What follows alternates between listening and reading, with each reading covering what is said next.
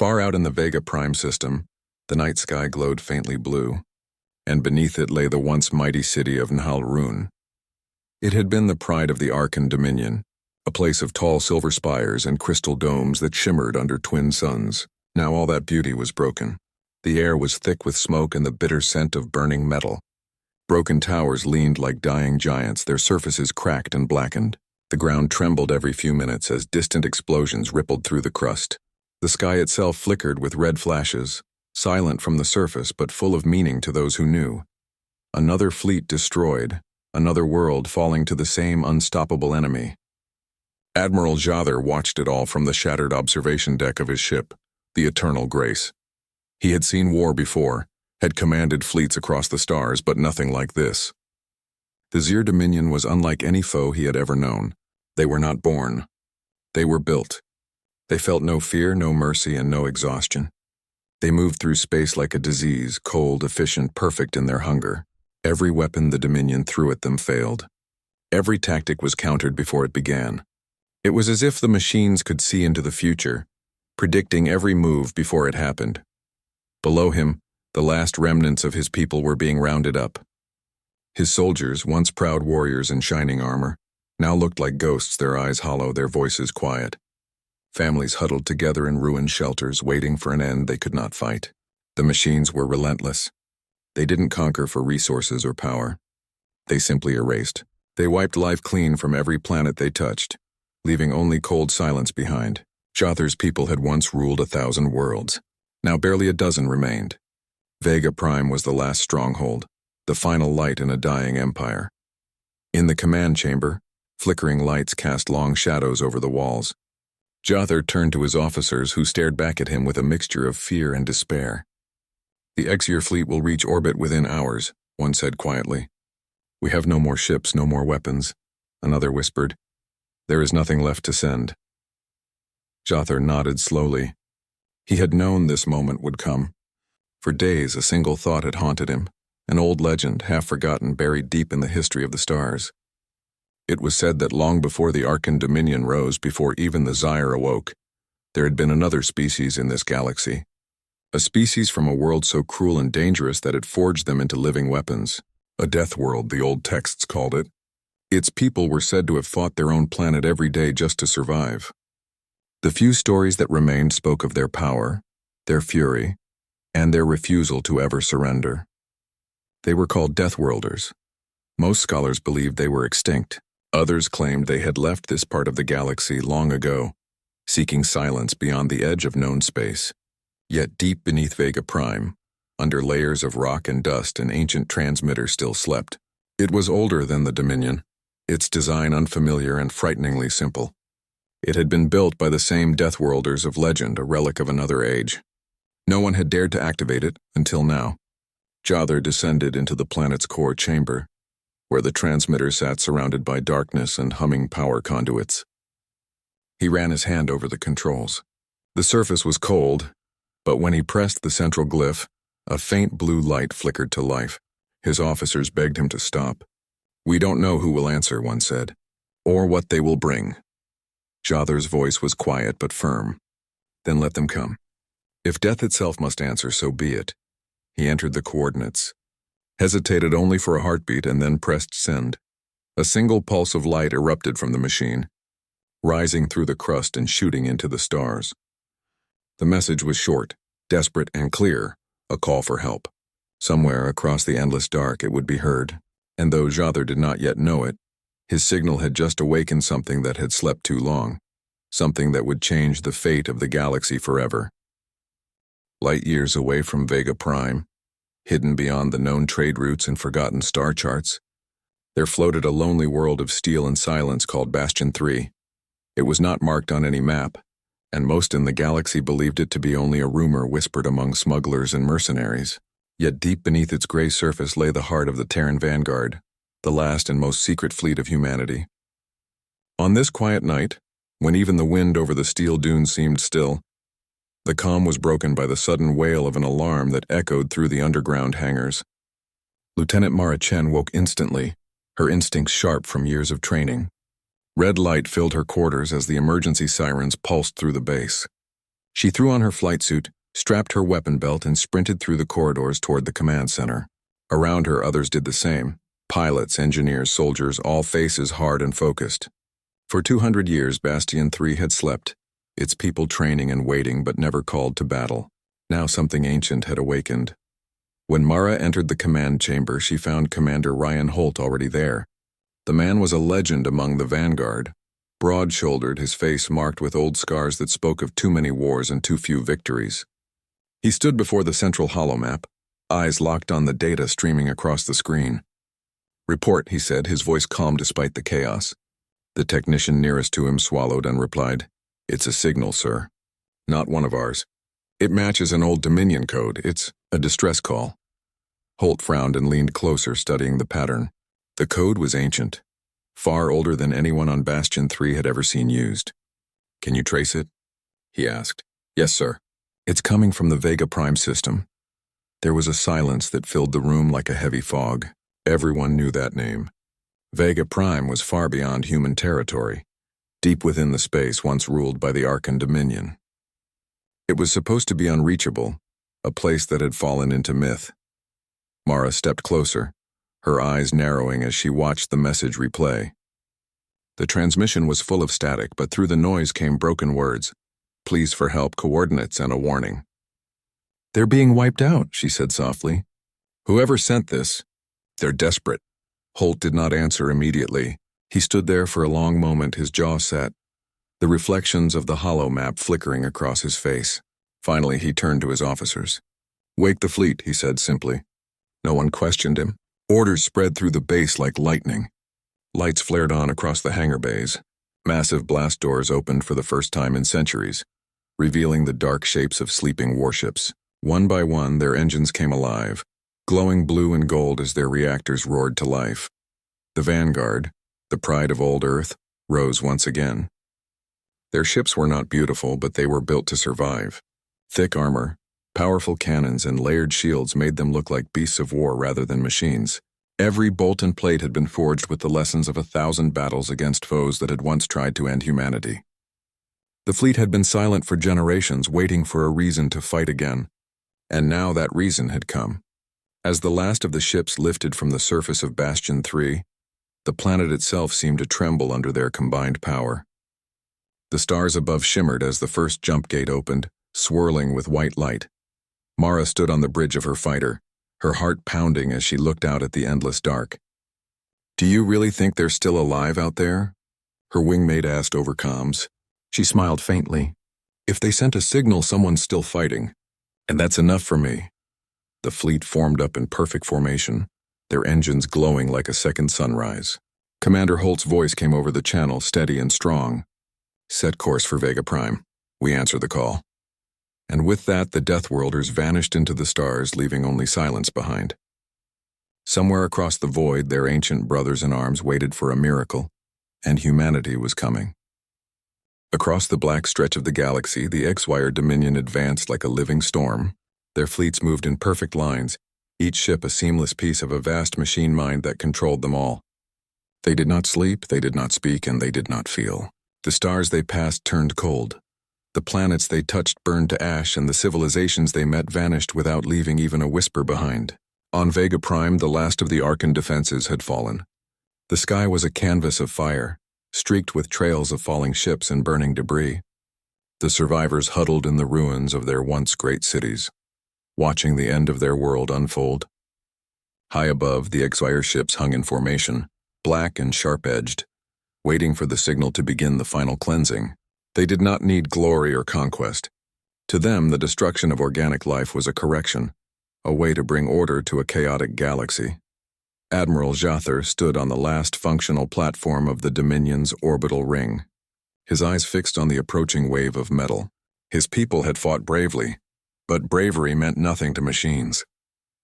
He could almost hear the hum of the X-Wire hive through the static of his failing comms, a deep, cold sound like a heartbeat made of steel.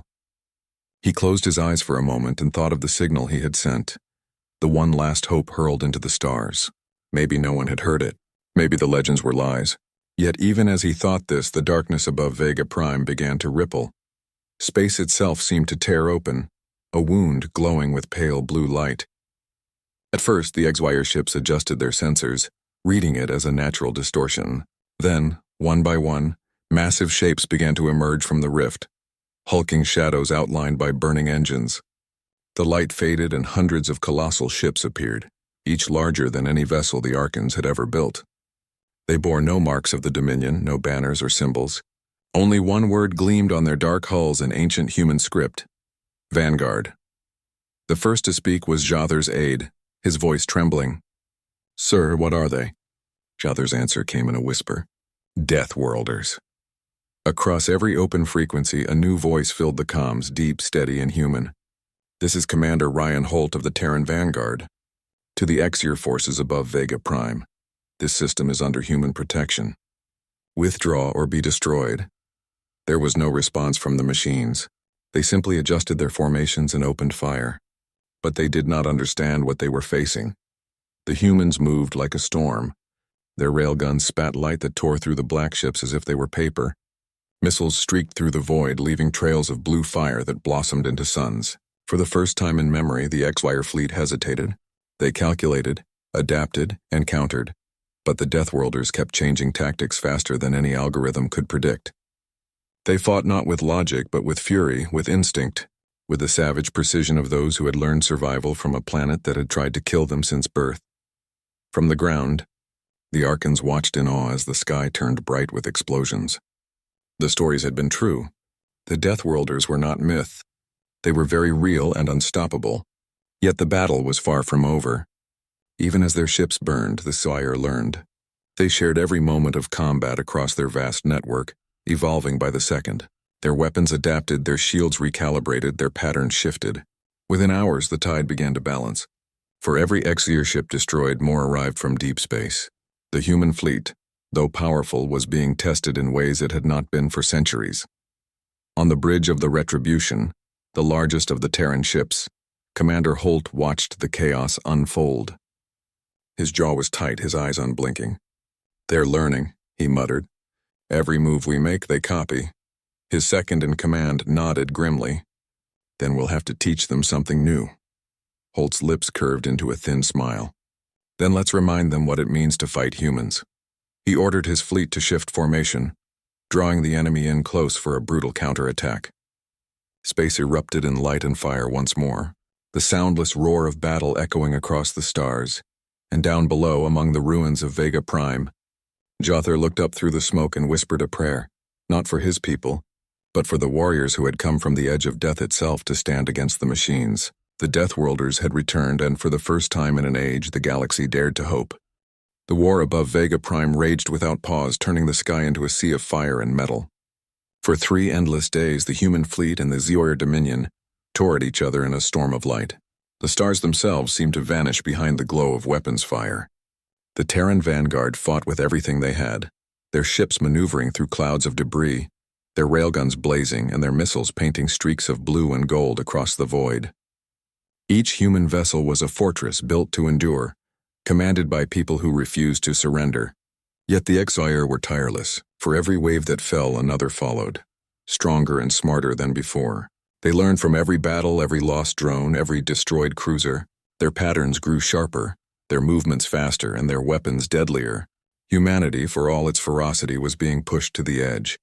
Lieutenant Mara Chen led her fighter squadron through the chaos, her hands steady even as her heart pounded. Her cockpit glowed with red warnings, the shield readouts flickering and the fuel gauge sinking lower by the minute. Around her, the wreckage of friend and foe drifted through space, glowing faintly in the light of burning engines. She could hear the clipped, tired voices of her squad mates over the comms. "Mara, we're running out of ammo," one shouted. "Then make your shots count," she answered, diving between 2 enemy drones. Plasma bolts tore past her hull, melting strips of metal from her wings. She flipped her fighter upside down, aimed and fired. The rail slugs tore through the drones, shattering them into spinning shards. She didn't even have time to celebrate. Another formation appeared ahead, more precise, more coordinated. "They're adapting again," she called. "They're predicting our flight paths." Far above the fight, Commander Ryan Holt stood on the bridge of the Retribution, surrounded by the smoke and flickering lights of damaged consoles. His officers moved quickly, shouting orders, rerouting power, and reporting losses. "We've lost the Valkyrie, sir," one said. "The Helios is crippled. Half the forward fleet is gone." Holt didn't blink.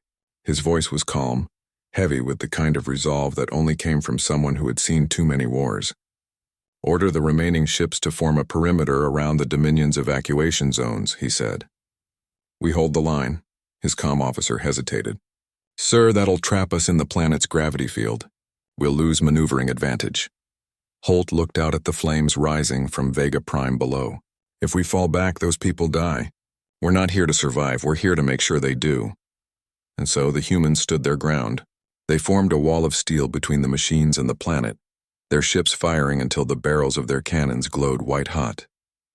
The Zoyar attacked without end, their waves slamming into the human line like a tide of metal and light. One by one, the Vanguard ships went dark, their names disappearing from the tactical map. But for every ship lost, the line held. Holt sent a single message through the fleet-wide comms. His voice carried to every corner of the battle. "We don't run," he said. "We don't break. We hold." Across the fleet, voices rose in answer, rough, exhausted, but full of pride. They were outnumbered, outgunned, but they were human, and that meant something the Zoyar could never understand. Down in the skies above Vega Prime, Mara's fighter took a direct hit. The blast shook her ship violently, alarm screaming in her ears. Her right wing was gone, her engine bleeding plasma. "I'm hit," she shouted. But even as the ship spun out of control, she refused to eject. Through the smoke, she spotted a swarm of Exir drones diving toward a group of civilian transports trying to break atmosphere. Gritting her teeth, she forced the damaged fighter upright, rerouted all power to the engines, and dove toward the swarm. "Not today," she whispered. Her guns flared, her missiles streaked out, and the drones exploded in a chain of fire just as her ship broke apart. The battle dragged on for hours. By the time the third day ended, both fleets were nearly destroyed. Vega Prime's orbit was littered with wreckage, glowing faintly against the night. But when the dust cleared, the X-Wire advance had stopped. The human line, battered and broken, still held. Across the galaxy, those who watched the battle's transmissions saw something they had not seen in 1,000 years. Hope. The Deathworlders had come, and they had not fallen.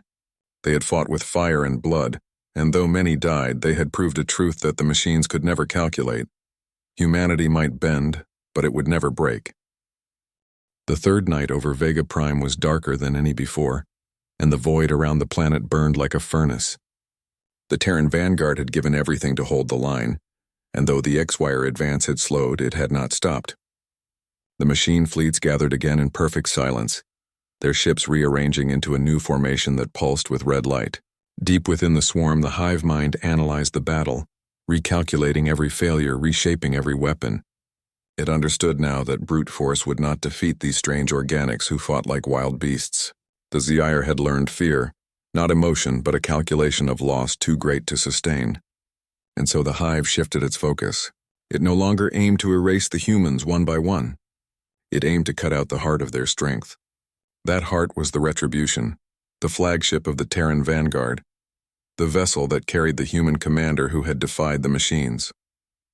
If the Retribution fell, the humans would break and the war would end. Commander Ryan Holt stood on the bridge, his uniform torn and his face streaked with smoke. Around him, sparks flew from damaged consoles, and the deck trembled under each new impact. The ship's shields flickered like fading sunlight. Reports poured in, losses, malfunctions, fires spreading through the lower decks. But Holt said nothing. He watched the tactical display, seeing the X-Wire ships converging on them from every direction. They were coming straight for him, and he knew why. "They want the command ship," he said quietly. His second-in-command, a young officer with a bloodied forehead, looked up at him. "Then they'll have to take it over our dead bodies, sir." Holt gave a grim smile. "That's the plan." Meanwhile, in the ruins below, Admiral Jather and his few remaining Dominion fighters picked up the same readings. He saw the X-Wire swarm folding inward, closing around the Terran flagship, and realized what was happening. The Deathworlders had saved his people, and now they were about to be destroyed doing it. Jather opened a channel to the Retribution, his voice crackling through the static. "Commander Holt, this is Admiral Jather of the Arcan Dominion. You saved our world. Let us return the debt." Holt's response came after a pause, his tone firm but weary. Admiral, your ships are too damaged. You'll never make it through that swarm. Jothar's voice rose, full of defiance. Then we'll die trying. My people will not hide while yours bleed for us. Holt stared at the comms display for a long moment, then gave a single nod. Understood, Admiral. Let's finish this together. Across the ruined orbit, what remained of the Dominion fleet joined formation with the Terrans. Their ships were cracked, smoking, barely held together, but they moved as one.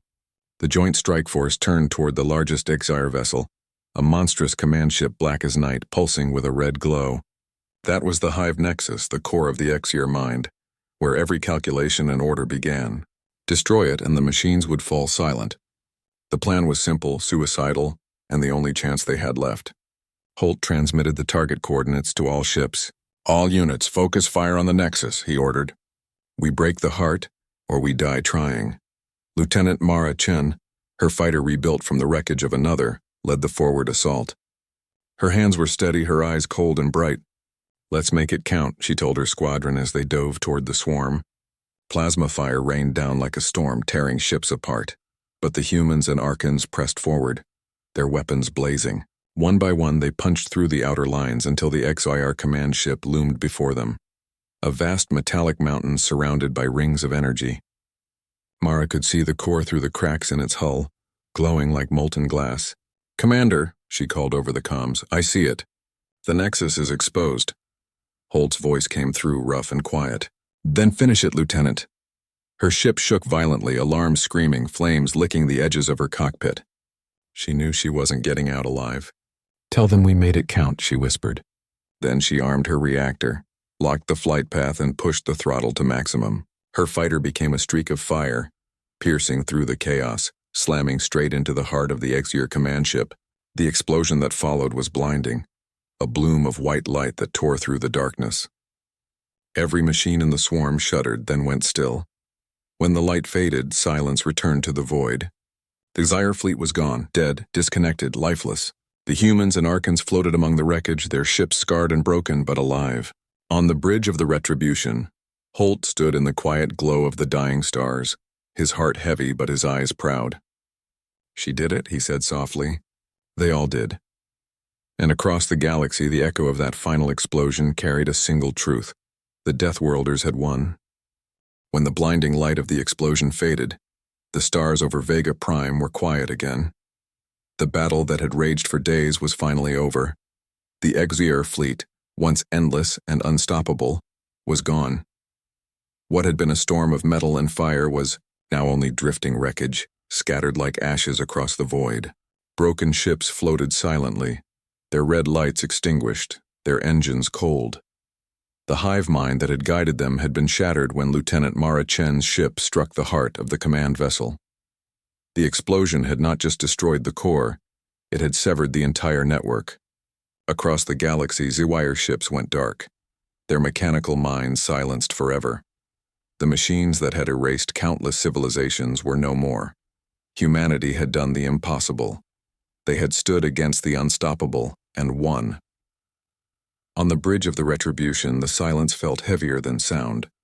The crew stood among the dim lights and damaged consoles, staring at the screens that showed the stillness of space.